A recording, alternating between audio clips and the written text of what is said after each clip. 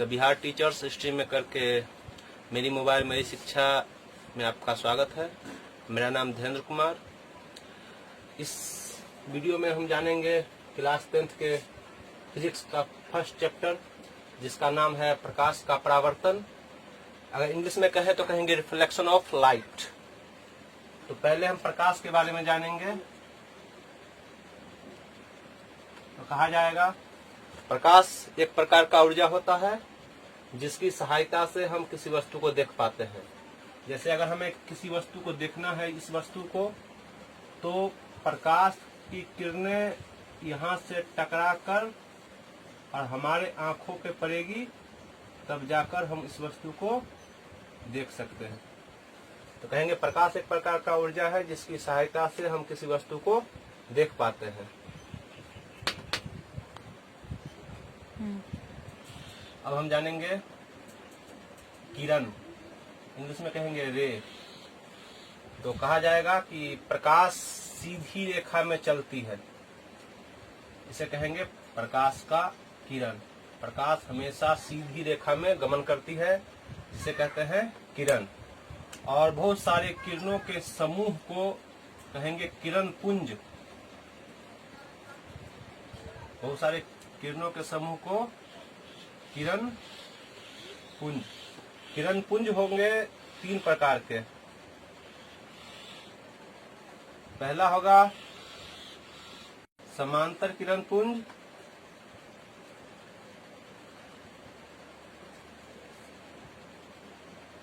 दूसरा होगा अभिसारी किरण पुंज,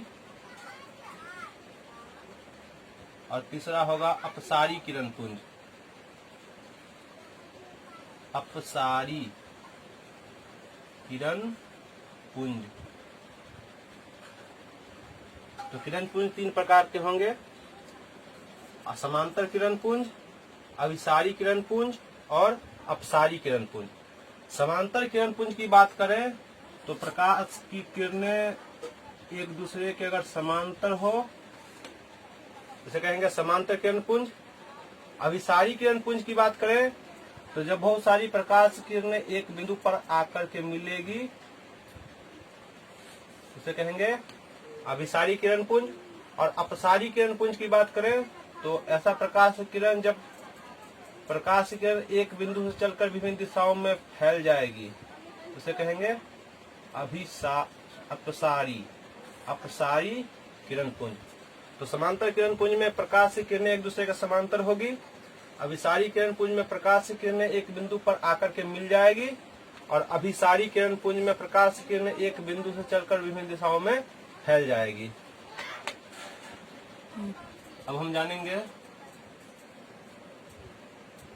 पारदर्शी पदार्थ। कहेंगे वह पदार्थ जिससे होकर प्रकाश आसानी से आर पार कर जाए, उसे पारदर्शी पदार्थ कहते हैं। मतलब जिसके हम आर पार देख सकें, उसे कहेंगे पारदर्शी पदार्थ। जैसे में हो सकता है हवा, कांच और जल। ये तीनों ऐसे पदार्थ हैं जिसके आर पार हम आसानी से देख सकते हैं, या हम कह सकते हैं कि जिसके आर पार प्रकाश आसानी से हो जाए, उसे कहेंगे पारदर्शी पदार्थ। दूसरा नंबर पर आता है पारभासी। पारभासी वह पदार्थ जिससे होकर प्रकाश का कुछ अंश आर पार हो, जैसे तेल लगा हुआ कागज, घिसा हुआ कांच, कुहासा, कोहरा। ठीक है।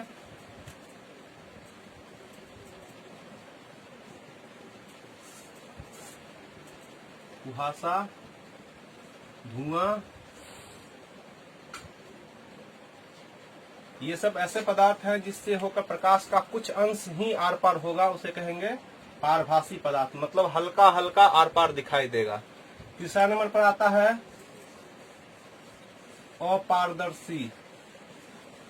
अपारदर्शी पदार्थ जिससे होकर प्रकाश बिल्कुल भी आर पार नहीं हो, उसे कहेंगे अपारदर्शी पदार्थ। यानी बिल्कुल भी आर पार दिखाई नहीं देगा। जैसे दीवार,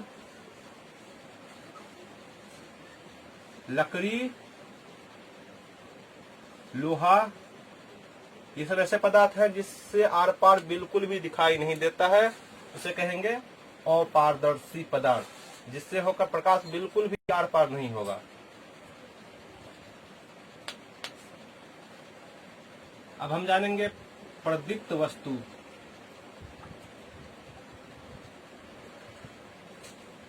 प्रदीप्त वस्तु ऐसा वस्तु जिससे प्रकाश निकलता है उसे कहेंगे प्रदीप्त वस्तु। जिससे सूर्य हो सकता है, तारा हो सकता है, जुगनू,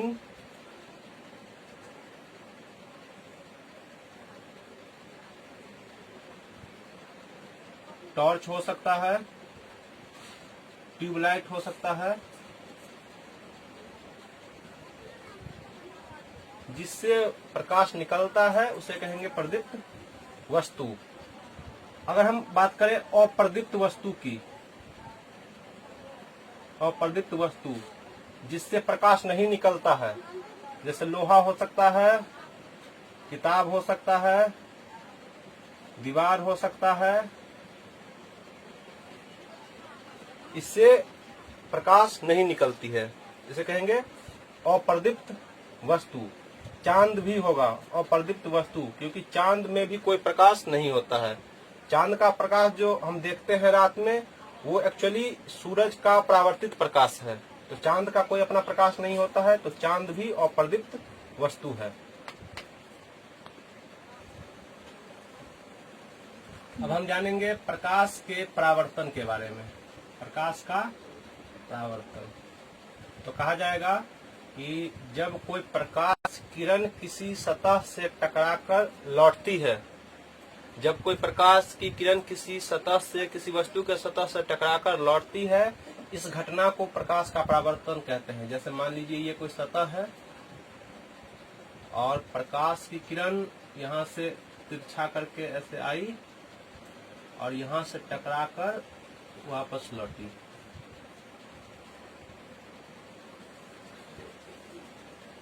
जब कोई प्रकाश किरण किसी सतह से टकराकर वापस लौटती है, इसे कहते हैं प्रकाश का परावर्तन। ये जो सतह है जिसे टकराकर वापस लौटी है, इसको कहेंगे परावर्तक सतह।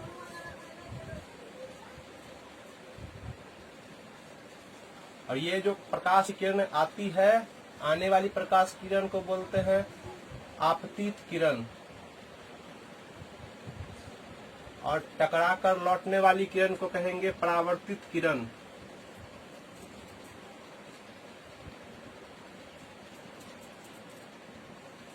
और ये बिंदु जहां पर आपतित किरण पड़ती है, इसका नाम है आपतन बिंदु। और आपतन बिंदु पर एक लंब डाला जाए जिसे कहेंगे अभिलंब, जिसे कहेंगे अभिलंब। तो आने वाली किरण को आपतित किरण और टकराकर लौटने वाली किरण को परावर्तित किरण, और जहां पर आपतित किरण पड़ती है उस बिंदु का नाम आपतन बिंदु, और आपतन बिंदु पर डाले गए लंब को अभिलंब कहा जाता है। अब कहेंगे आपतित किरण और अभिलंब के बीच बने कोण को आपतन कोण कहा जाता है, जिसे आई से सूचित करते हैं। कोण आई बराबर आपतन कोण। आपतित किरण और अभिलंब के बीच बने कोण को आपतन कोण कहते हैं, जिसे आई से सूचित किया जाता है।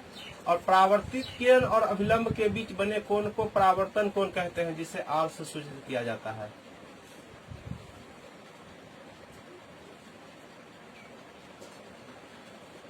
आपतित किरण और अभिलंब के बीच बने कोण को आपतन कोण, और परावर्तित किरण और अभिलंब के बीच बने कोण को परावर्तन कोण कहते हैं। अब हम जानेंगे अगली वीडियो में। धन्यवाद।